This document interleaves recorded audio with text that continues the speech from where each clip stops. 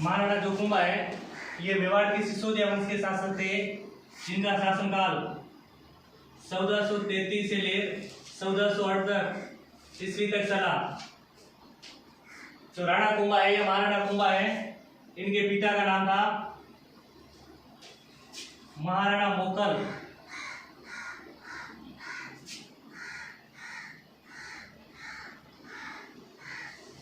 माता का नाम था सौभाग्य देवी।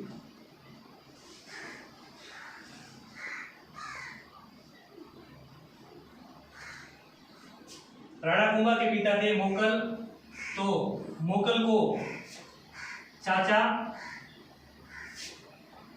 मेरा पवार,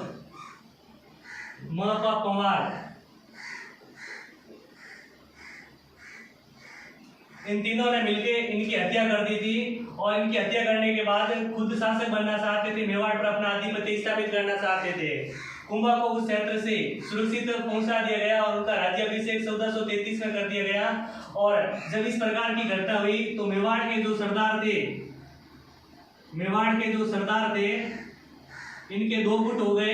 एक गुट कुंभा के पक्ष में और दूसरा गुट था चाचा मेरा और महता पवार के पक्ष में। जैसे ही कुंभा शासक बना था तो कुंभा के सामने दो प्रकार की समस्याएं थी। कुंभा जब 1433 में शासक बना तो कुंभा के सामने दो प्रकार की समस्याएं थी। पहली समस्या थी कुंभा के पास आंतरिक समस्या और दूसरी थी बाह्य समस्या।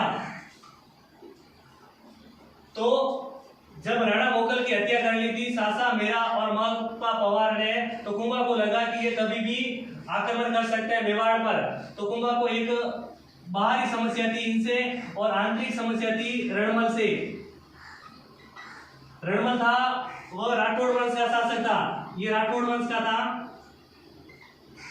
जब मोकल की हत्या हुई तो ये कुंभा के साथ ही रहने लगा और जो मेवाड़ दुर्ग है वहां पे जो बड़े बड़े पद हैं उसने राठौड़ सरदारों को नियुक्त कर दिया था तथा साथ ही साथ इस किले के जो बड़े बड़े जो फैसले हैं वो खुद लेने लगा, जिससे रणमल से भी दुखी था राणा कुंभा। तो ये इनकी आंतरिक समस्या।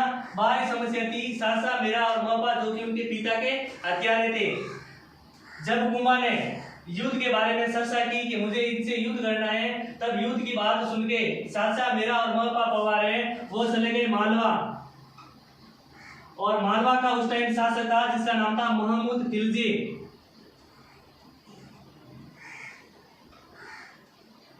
महमूद खिलजी शरण दे देता है, चाचा मेरा और महपा पवार को वहां पे शरण दे देता है। जब इस बात का पता महाराणा कुंभा को पड़ता है तो महाराणा कुंभा कहता है कि मुझे मेरे पिता के हत्यारे सौंप दो।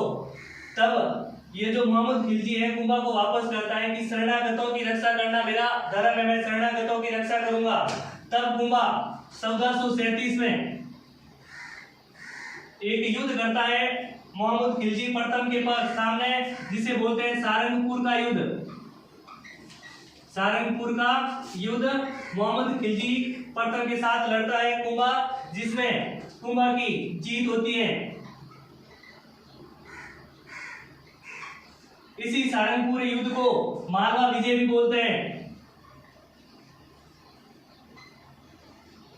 जब सारंगपुर युद्ध में मोहम्मद खिलजी की हार होती है तब मोहम्मद खिलजी भागने लग जाता है। तो कुंभा है वह मालवा को सारों तरीके से घेर लेता है और मोहम्मद खिलजी को बंदी बना देता है और बंदी बनाकर चित्तौड़ ले जाता है। बंदी बना के चित्तौड़ ले आता है और यहाँ पर स महातारी ने बंदी रखा। फिर चाचा मेरा और महपा पवार की कुंभा है वो हत्या कर लेता है और हत्या करके इनके जो मकबरे है वो मालवा में बना देता है। 6 माह बाद मोहम्मद खिलजी को कुंभा है बिना किसी शर्त बिना किसी बात पर रिहा कर देता है और कहा कि तूने कहा था कि शरणागतों की रक्षा करना मेरा धर्म है, अब मैंने उनके मकबरे बना दिए, उन मकबरों की रक्षा कर। फिर इन्हें 6 माह बाद रिहा कर लेता है और इस सारंगपुर विजय या मालवा विजय के उपलक्ष्य में कुंभा ने एक विजय स्तंभ का निर्माण करवाया था। मालवा विजय बोले या सारंगपुर विजय है, इनको आजीवन इतिहास में अमर रखने के लिए कुंभा ने विजय स्तंभ का निर्माण करवाया।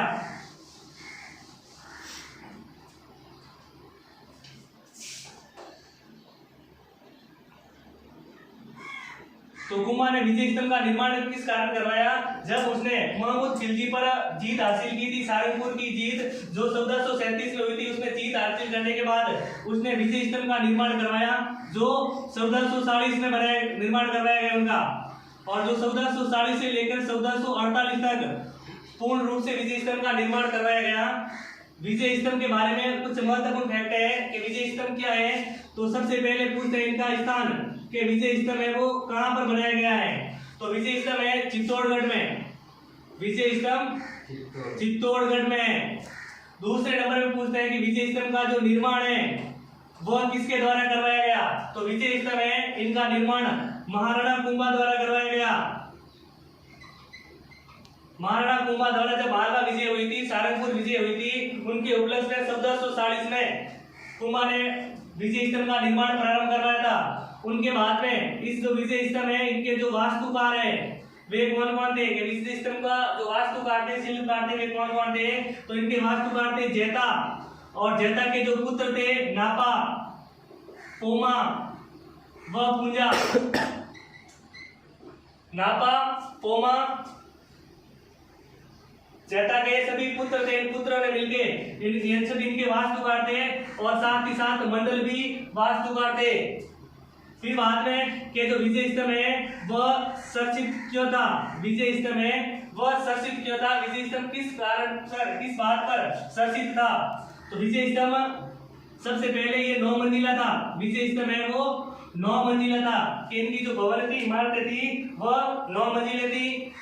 साथ ही साथ ये 122 फीट ऊंचा था। अगर इन्हें मीटर में नापे तो इनकी मीटर होती है 37.1 मीटर। इसी विजय स्तंभ में अलग प्रकार से हिंदू जो देवी देवताओं की जो मूर्तियां थी, इसी कारण हिंदू देवी देवताओं की मूर्तियों का इन्हें विश्व कोश कहा गया। अनेक प्रकार के हिंदू मंदिर होने के कारण, देवी देवताओं की प्रतिभा होने के कारण हिंदू देवी देवताओं का इन्हें अजायब घर कहा गया। कर्नल टॉड ने इसे विक्ट्री टॉवर का। और कुंभा खुद था वो विष्णु का उपासक था, तो यहाँ पे विष्णु की भगवान है, विष्णु की जो प्रतिमा थी, इस कारण विष्णु को समर्पित।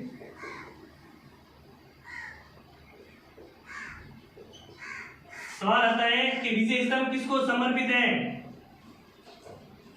विजय स्तंभ किसको समर्पित है? तो विजय स्तंभ एक नंबर पे विष्णु को समर्पित है। दूसरे नंबर पे अगर कहें तो मालवा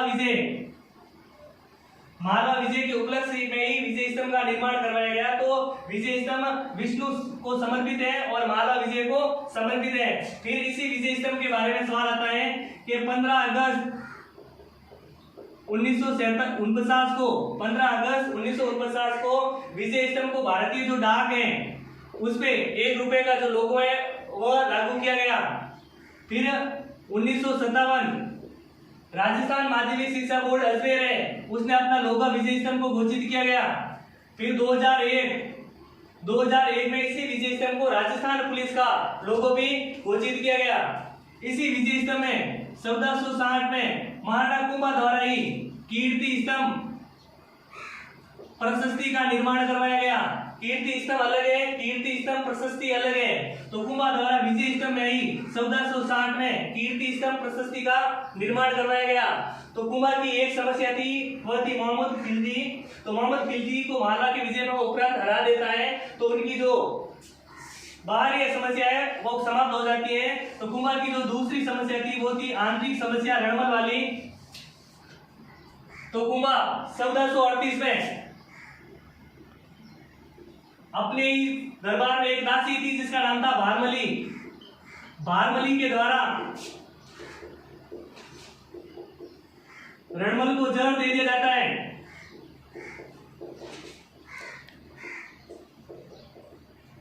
जिससे 1438 में रणमल की मृत्यु हो जाती है। इस प्रकार कुंभा अपना सफलतापूर्वक दोनों समस्याओं से निपटारा है वो पा लेता है और मेवाड़ को एक प्रतिष्ठित साम्राज्य की श्रेणी में घोषित कर लेता है।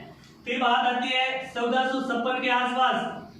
1456 क्षेत्र पड़ता है नागौर। नागौर का राजा था जिसका नाम था फिरोज शाह। या फिरोज खां। फिरोज खां के दो पुत्र थे, एक का नाम था शम्स खां, दूसरे का नाम था मुजाहिब। जब फिरोज खां की मृत्यु हो जाती है तो उनका पुत्र शम्स खां है वो नागौर का स्वामी होता है, लेकिन मुजाहिब इस पर आक्रमण करके इनसे अधीनता छीन लेता है, खुद शासक बन लेता है। जब शम्स खां है वह राणा कुंभा के पास जाता है और इनसे मदद मांगता है, तो कुंभा इसकी मदद करता है और वापस शम्स खां को राजा घोषित कर लेता है। लेकिन एक शर्त रखता है कि जो नागौर का जो दुर्ग है उसमें किसी भी प्रकार का अब नया स्थापत्य नहीं करेगा, यानी कि किले की जो मरम्मत है वो पुनः नहीं करवाएगा। लेकिन कुछ टाइम बाद ये जो शम्स खां है ये नागौर के किले में उस किले का जो पुनरुद्धार करने लग जाता है। इस बात का पता कुंभा को चल जाता है, तो कुंभा इस पे वापस आक्रमण कर लेता है, नागौर को अपने अधीन कर लेता है। फिर क्या होता है कि जो शम्स खां है यह गुजरात के शासक, गुजरात का शासक जिसका नाम था कुतुबुद्दीन, उनसे अपनी बेटी का शादी करवाता है और साथ ही साथ मालवा का जो शासक है जिसका नाम है मोहम्मद खिलजी, इन दोनों से मदद मांगता है राणा कुंभा के समक्ष। तो ये दोनों मिलके 1456 में एक संधि करते हैं जिसे बोलते हैं चंपानेर की संधि। चंपानेर की संधि गुजरात शासक कुतुबुद्दीन, मालवा शासक मोहम्मद खिलजी, इस संधि को कुंभा है वो असफल बना देता है। तो इस संधि को असफल बनाने के बाद रसिक प्रिया है उन ग्रंथ के अनुसार कुंभा को एक उपाधि दी गई थी जिसे बोलते हैं हिंदू सुल्तान।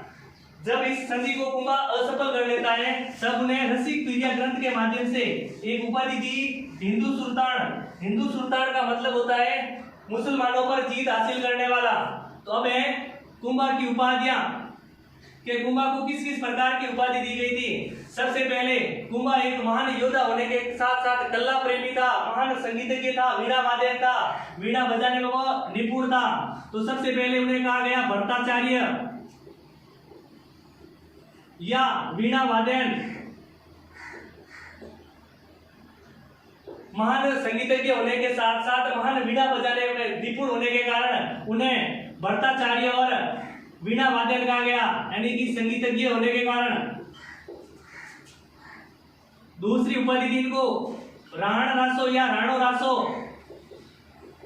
विद्वानों का आश्रय रहता था, विद्वानों का शरण देता था, विद्वानों का आश्रय होने के कारण राण रासो या राणो रासो कहा जाता था।